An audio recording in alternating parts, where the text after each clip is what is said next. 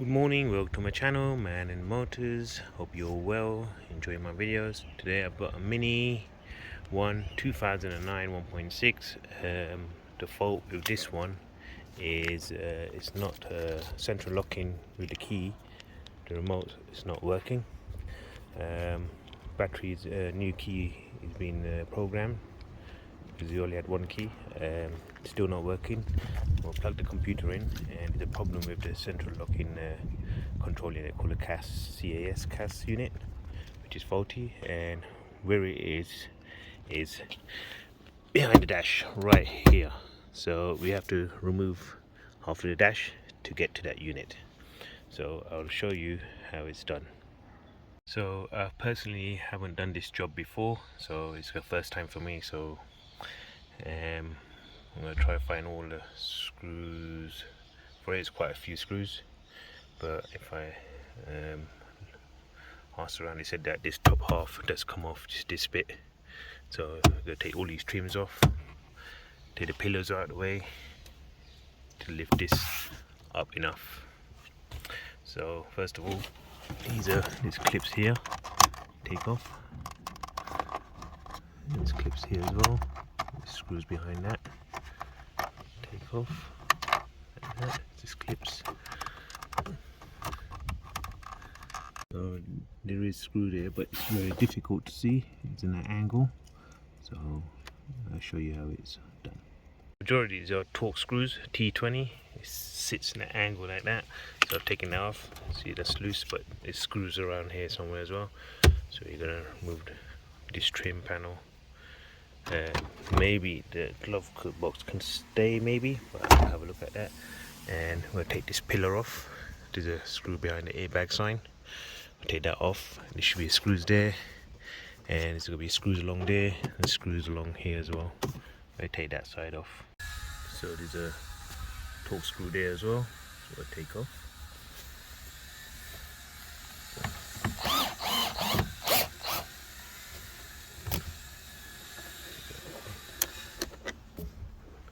Already taken the other side off, so I just get a trim tool and just there you go.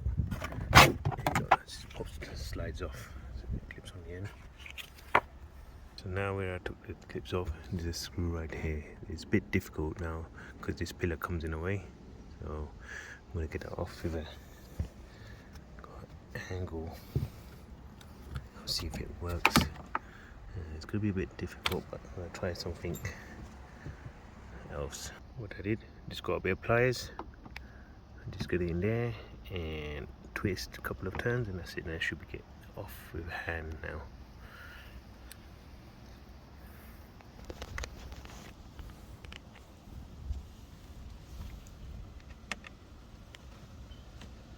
It's turning. It's not that tight usually. Plastic trims. Yeah, that's off. Now we take the side trim off. There's one screw there, one there.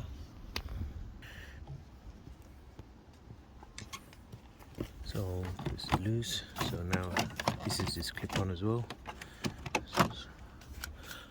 So I'll just move this enough out of the way. You can get to the screws there. There you go.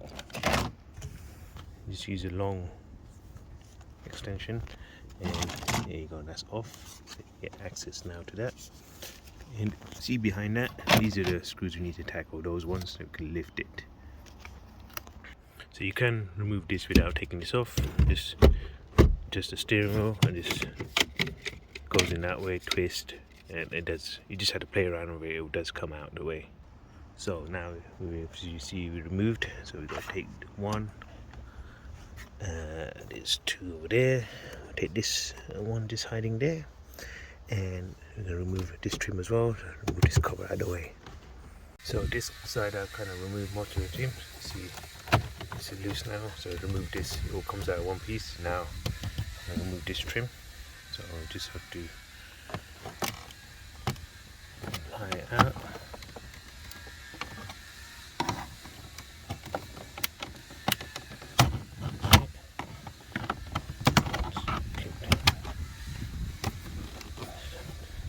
Go slowly with it. Corners. There we go. Yes. See, just clips there, and they got nice axles. Or if the unit was sitting there, it'd be lovely. Well, no, that's for like a later version. I think they got a glove box there, but you can fit one in if you want to. Okay, now we're gonna tackle these 3 screws here hiding. So taking the screws out, these should just come out now. There we go, and it's got a connector underneath there. So the cover's off. You got the hazard switch connector. Make sure you don't just yank it. You've got the connector there. So now you've got a screw there and a screw there. Take off. So I've taken all the screws out now. There's 2 more screws. See there, 1 and 2 you need to take off. And I just unclip this side. See, that's free now. So it moves all together. So now just trying to figure out if there's any more screws here that's holding it in.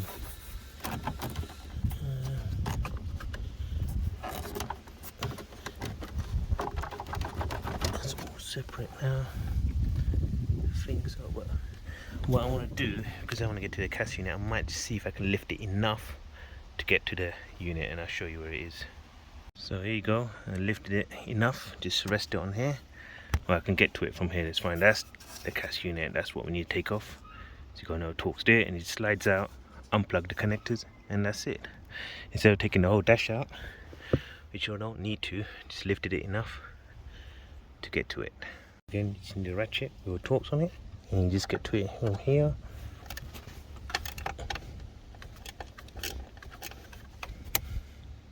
So I've taken the screw out, and then it just lifts out like that. There you go, that's the unit. It just hooks onto the other end and 1 screw. So you just unplug this connector. You've got this connector, so you just press the lug here, push it like that. Yeah, and it's falling down. And that's it. That's how you take it out.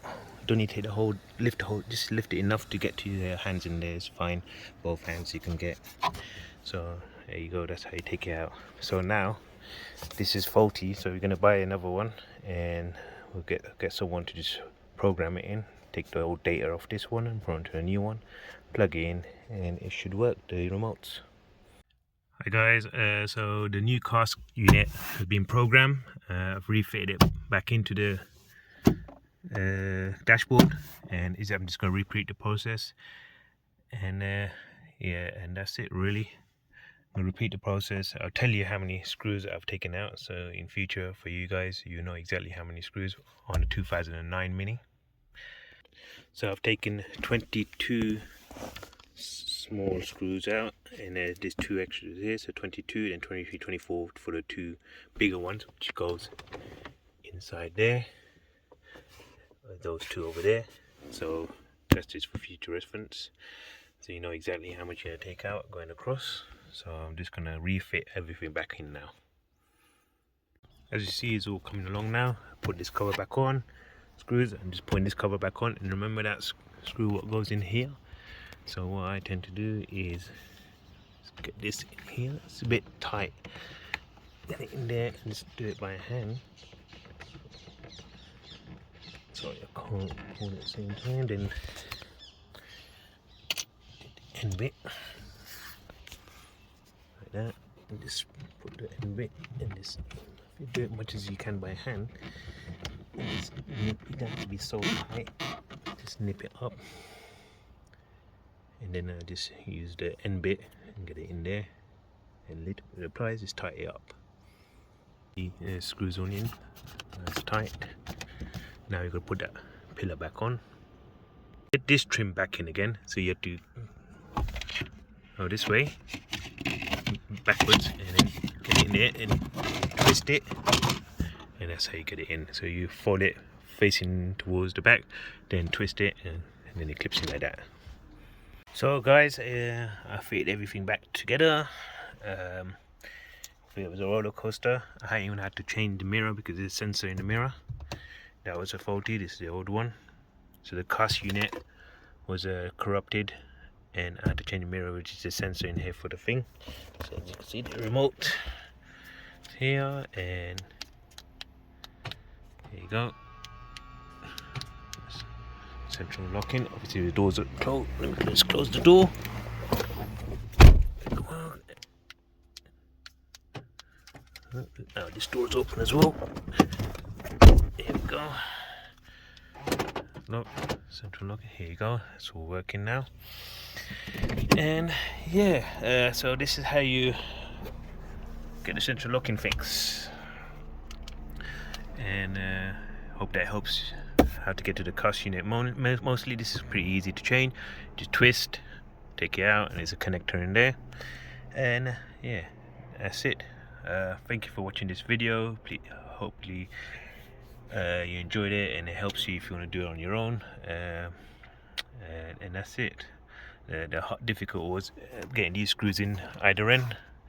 It's an angle, and yeah, the rest of it is pretty easy. And remember the ones what goes in the corners there, just use like pliers or something to get to that. And that's it. Thank you very much, and please subscribe to my channel and share the video. Take care. Bye.